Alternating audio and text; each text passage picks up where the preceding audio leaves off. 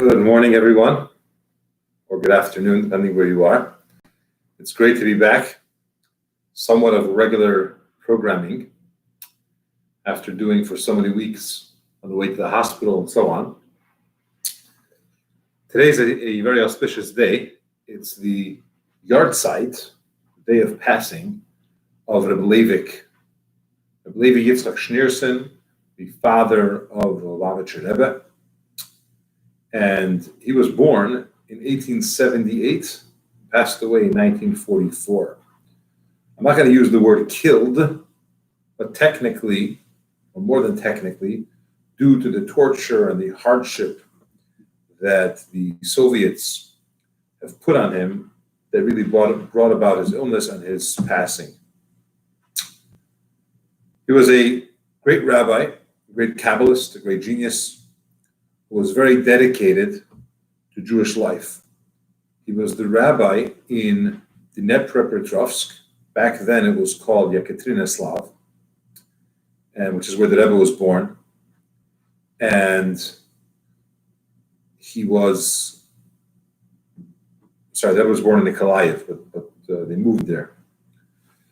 And he was the Rav, the rabbi of that city. Now that city, Dnepropetrovsk, is a central city, especially for Jewish communities at that time. So people would flock from all over for guidance, for direction, for help to Rebbe Levi and his Rebbetzin Chana, the Rebbe's parents.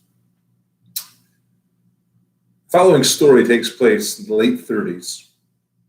The Rebbe's father was the rabbi of the city.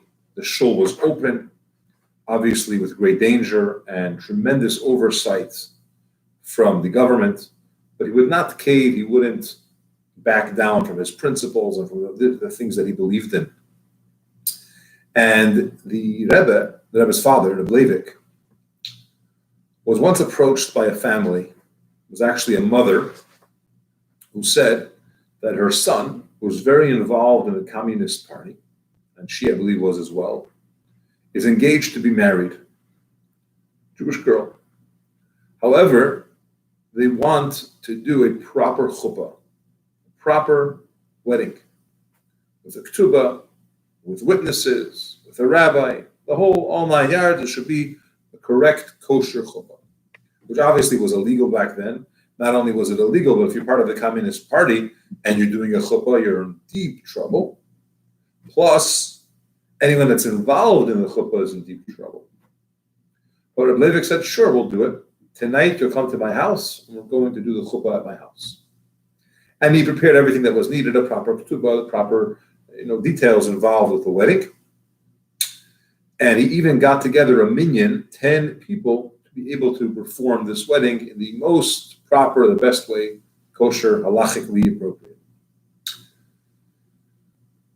They almost had a minyan. There were 9 people. It's the middle of the night. It's in the 30s in Dnepropetrovsk. And they need a 10th man for the minyan. So Rebbe Levi turned to his attendant and said, go get Chaim from his apartment. Chaim. Now Chaim was the custodian of the building, but he was appointed by the communists to keep an eye on this Rebbe Levi. See what's going on. Let us know who goes into his house, who comes out of his house, what kind of Jewish activities are happening there, who's he helping, and inform us on a regular basis. Now, he didn't go around with a name tag as informant, as you can imagine, but he was an informant, and everyone knew that. And they were scared of him, they stayed away from him, and they were very, very cautious. And here the Rebbe is doing by all accounts, a very illegal activity, at least the way the Russians are trying to say it was, to do a chuppah. And he's asking for the informant to come to finish the minyan, because they only have 9 people. Okay, Rebbe Levi says, so the guy goes, he calls Chaim, and he says, the rabbi wants to see you. He says, me? He said, yes, you. So he comes into the rabbi's house, and obviously there's people around, and he says, how can I help you? He said, we're making a chuppah tonight, and we're short 1 man for the minyan. Can you help us? And the guy says, me? He says, yeah, you. You're Jewish. You're over bar mitzvah. You could help with the minyan. And he said, okay.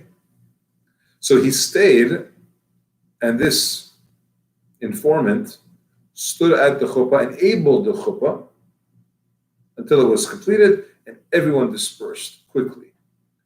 Everyone left besides him. And this Chaim went over to the Leivik, and he took out of his pocket his Communist Party membership cards, ID cards or whatever it was. And he said, Rabbi, I'm turning this in. I want nothing to do anymore with that communist regime and with that party. I'm yours. And he actually started to go. There were two shuls that were open. He started to go to shul. And you can imagine, he walked in, everybody went to the other side. And nobody would talk to him. Nobody would look at him. Everyone was running and fleeing. And he said, guys, I'm not the same person anymore. I changed. And it's very, very powerful. I want to focus on two elements of this story. First of all, Reb Leivik's, whose yahrzeit is today, his dedication and his commitment and his strength, regardless of the hardship and the risk involved. Things have to be done a certain way. You have a certain principle, a value system, what you believe in. Torah and mitzvahs. We cannot change from that. We can't deviate from that. This is what we need to be doing. And this couple needed a chuppah. Even if it was risky, it was dangerous, he did it anyways. And it's a tremendous reminder of, thank God we don't have these types of hardships where someone is threatening a life to do the right thing. But we have other hardships. Sometimes there's an internal struggle. The evil inclination, the animal soul, the other side tries to get us to do the wrong thing, to follow our desires and temptations, or not to do something that we're supposed to do. And it takes deep inner strength. The Mishnah says, Ezehu Gibar, who is the true mighty one? Who is a strong one? Who's really strong? And the Mishnah answers, HaKovesh es Yitzray, the one that is able to conquer his inclination. It takes tremendous effort, might, strength, to be able to overcome those things that you know you shouldn't be doing, but you really want to. Or stuff that you're supposed to do, but you really can't bring yourself to do. That's one element here. Now, the end, later on, Reb Leivik was arrested, was prosecuted, was tortured. He was sent to Alma-Ata, where he passed away. They sentenced him to years of exile, and he got ill and he suffered tremendously. He passed away. He's buried there. There's a lot to share, and we're short on time today. It's one of those days where every couple of years I forget my phone at home. Today was one of those days. I have to go back and get it. Anyways, as the Talmud says, the gates of excuses are never shut. There's always an excuse, always a reason. But the little time that we have, I want to focus on the other lesson that I think is valuable from this story. And that is never give up on people. Here's a fellow, Chaim was his name, who lived in the building. He was appointed by the communists. His job was to inform, and everyone hated him, discounted him, and obviously were afraid of him, and you can't blame them. But Reb Leivik, as a leader, didn't give up on this person. He probably wouldn't call him on a regular basis, just for fun. But if it was needed, and there was a problem, he's going to call on him. He's going to ask him. Don't give up on people. Very often, we're tempted, and it's easy just to cut off, or say they're bad, or throw them out, or say, for good reasons, it doesn't work. I'm not saying put yourself in harm's way, unless it's a matter of your principles and Torah mitzvahs. In other words, not bending on your values. But recognize that a person is good deep down. Give them the opportunity. Give them the chance. Believe in them. And very often, just the belief in the person, the fact that you see them a certain way, changes it. Makes it much, much different for them. It actually helps them realize the potential they have. And the same applies for ourselves. Don't discount yourself based on something you may have done in the past.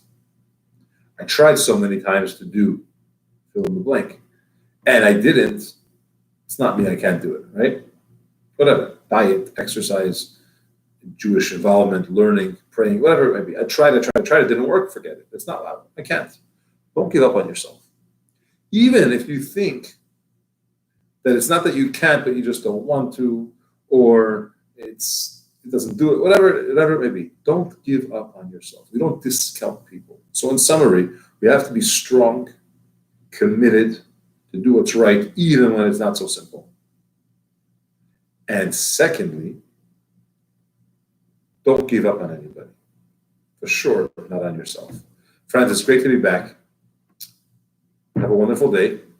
And God willing, tomorrow at 10:15 a.m., Chicago time, we will continue. I also hope to do a lesson tonight on Jewish law and traditions at 8:30 or 8:15.